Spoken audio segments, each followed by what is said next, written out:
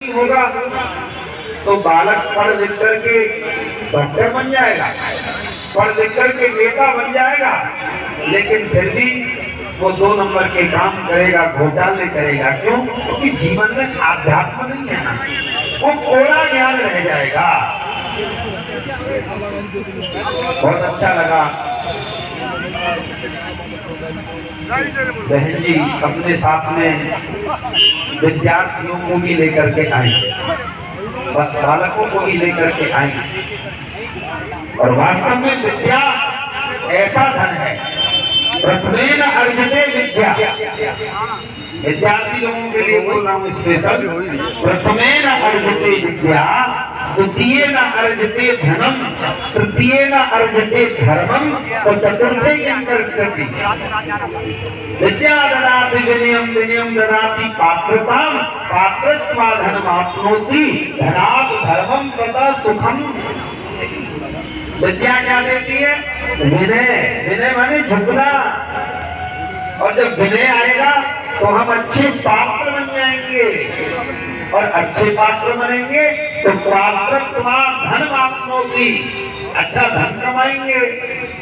और धन कमाएंगे तो धनात् धर्मम, धन से ही तो धर्म होगा। जब धन ही नहीं होगा तो धर्म कैसे करोगे? और जब धर्म करोगे तो ततः सुखम। इसलिए प्रारंभ में विद्या बहुत जरूरी है।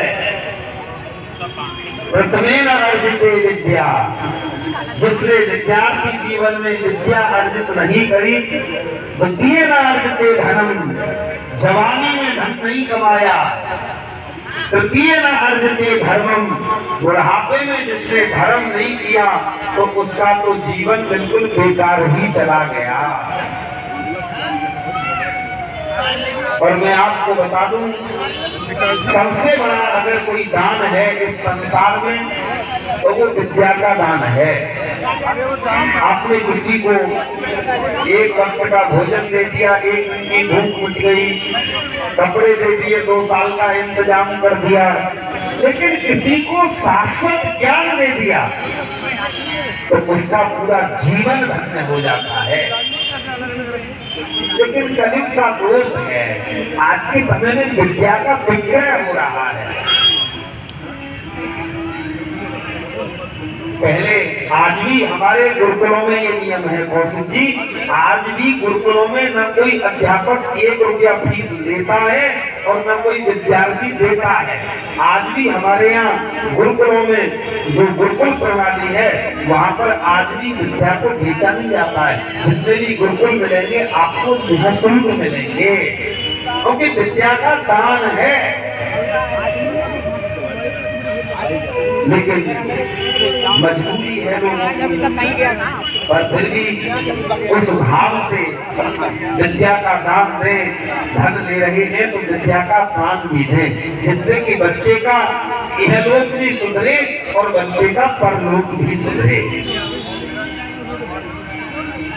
कथा में थोड़ा चले,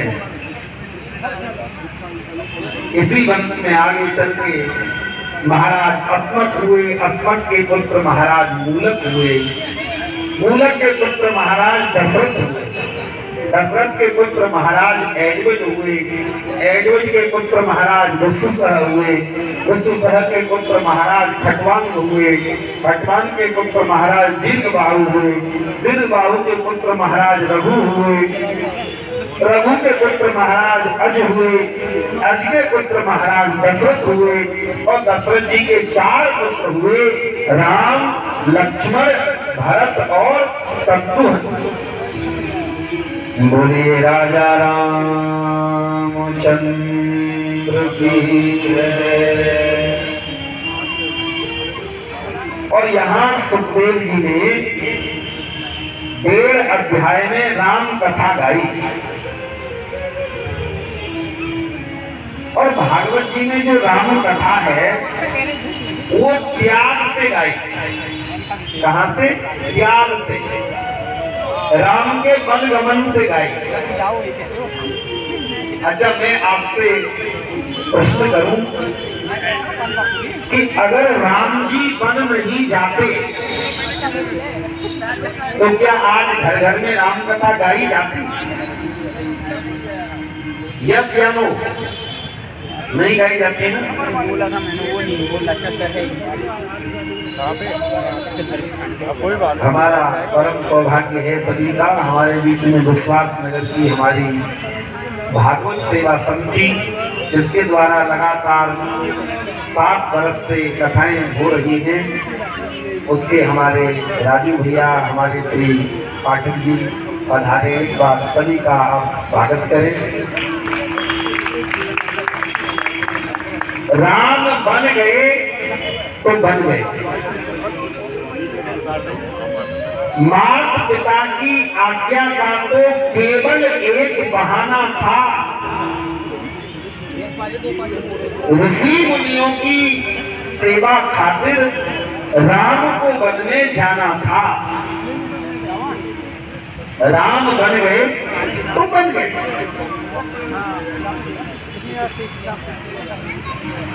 देख हो गई।